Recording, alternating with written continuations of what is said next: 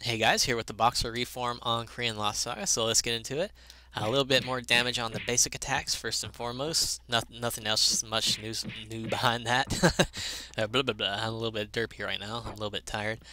Uh, so yeah, pretty much straightforward. Nothing new besides a little bit more damage on that. Your whole D does have a lot of new things behind it, so it's got a little bit more range. This is about your max range right around here.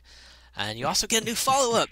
So your new follow-up does left, rights, and then you do an uppercut at the end. So a really great pressure follow-up compared to your basic attacks there. A lot more rapid firing. And your whole D will still lift off your jump attacks and half feints. So it's a little bit trickier following that up with your with your whole D attacks. So that's something you're going to have to kind of work on. But as a result, you get a lot more damage out of that combo there. You can see I followed it up with basics after doing my whole D follow-up. So great juggles with the whole D into the basics there. So really cool, really cool. Also, you got a new dash attack property, so you can do a third hit on your dasher, which will feint.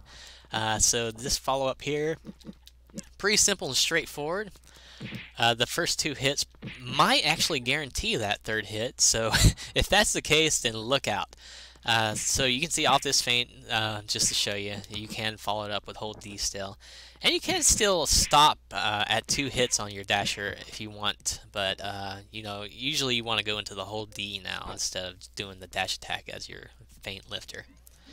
Your jump attack, by the way, now is aimable in the air, so you can have some great mix-ups with your hold D doing this, so feel free to abuse that. So him having an aimable jump attack with his hold D is huge, so he'll be really effective at that kind of stuff. Other changes, your weapon skill has a little bit more range on it. Not too much more range, obviously. Waiting for it to load here. So your range is probably around here, max range. So still not much range behind it, but it's still fair. And, you know, it's about the same properties. It's always been a good weapon skill, just kind of slow charging. Your armor now goes a little bit further. And it will also lift off grounded, so let me go ahead and knock him down here. Show that. So it does lift off grounded now, so that's a good opportunity to juggle someone with that armor now. So really cool there. And I believe that's about it. I believe helmet's always been a half feint counter, right? If that's new, I'd be surprised. I just haven't played Boxer that much. And Trinket's probably about the same as well. So overall, huge changes for the Boxer. The biggest change, in my opinion, is the aimable jump attack, which sets up your hold D, which has the new attack to it.